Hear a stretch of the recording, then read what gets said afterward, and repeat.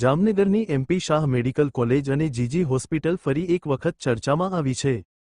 Resident ડોક્ટરો સાથે કથિત શોષણ થતું હોવાના ગંભીર આક્ષેપો કરતી એક અનામી ફરિયાદ સોશિયલ મીડિયામાં વાયરલ થઈ છે.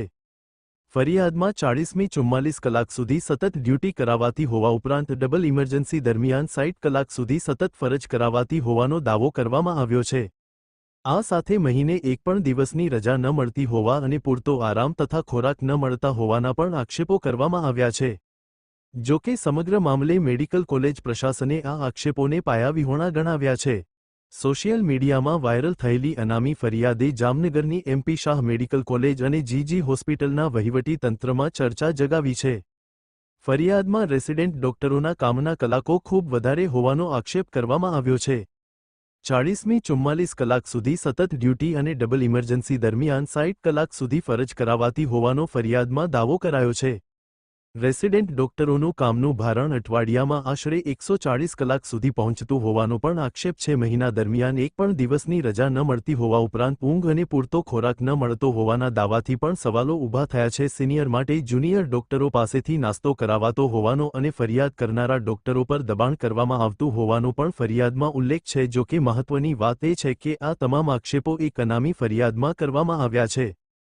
ફરિયાદ નામી બેનામી છે, તેમ છતાં અત્યંત સેન્સિટિવ હોવાથી તાત્કાલિક આ વિગતો મળતા વિભાગના તમામ વડાઓને, એટલે કે 22 પોસ્ટ ગ્રેજ્યુએટ વિભાગને આ વિગતે માહિતી મોકલવામાં આવી અને તેમના તરફથી પ્રોપર ઇન્વેસ્ટિગેશન કરી અને સંસ્થાને તાત્કાલિક વળતી ટપાલે પ્રત્યુત્તરમાં આપવાની સૂચના આપવામાં આવી હતી. જે અન્વયે તમામ વિભાગના વડા તરફથી આ બાબતે પ્રત્યુત્તર મળેલ છે અને કોઈ પણ વિભાગમાં આ પ્રકારની એક્ટિવિટી થતી નથી તેઓએ સંતોષ વ્યક્ત કર્યો છે. અને વધુમાં કહેવાનું કે સંસ્થા ખાતે અનેક પ્રકારના મિકેનિઝમ ચાલુ છે, જેમાં વિદ્યાર્થી પર્સનલી પોતાની આઈડેન્ટિટી હાઇડ કરીને પણ રજૂઆત કરી શકે છે. એટલે અમારી દ્રષ્ટિએ આ કોઈ માહિતી પાયાવિહોણી લાગે છે અને તેમ છતાં પણ વિદ્યાર્થીઓને વારંવાર પૂછા કરી અને તેઓની સુખાકારી જાણવામાં આવે છે. જે ફરિયાદ કરવામાં આવી છે એમાં રેસિડેન્ટ ડૉક્ટર્સના વર્કિંગ અવર્સ બહુ વધારે છે એવું જણાવવામાં આવ્યું છે. તેઓને પૂરતો ખોરાક અને ઊંઘ મળતી નથી અને એવું પણ જણાવવામાં આવ્યું છે કે એ લોકો આ પ્રકારની ફરિયાદ કરે તો એ લોકોને ફોર્સ કરવામાં આવે છે કે તે લોકોએ આ પ્રકારની ફરિયાદ કરવી જોઈએ નહીં.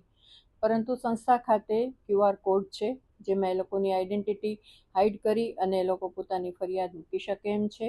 દરેક વિદ્યાર્થીને પોતાનો મેન્ટોર એલોટ કરવામાં આવ્યો છે, જેમની સાથેની એની મુલાકાત થતી રહેતી હોય છે. તેમાં પણ એ લોકો પોતાની પરિસ્થિતિ સમજાવી શકે એમ છે. ડીનના ઈમેલ આઈડી ઉપર પણ એ લોકો મેઇલ કરી શકે એમ છે અને વખતો વખત દરેક વિભાગમાં એ લોકોની મિટિંગ થતી રહેતી હોય છે, ત્યાં પણ તે લોકો રજૂઆત કરી શકે એમ છે.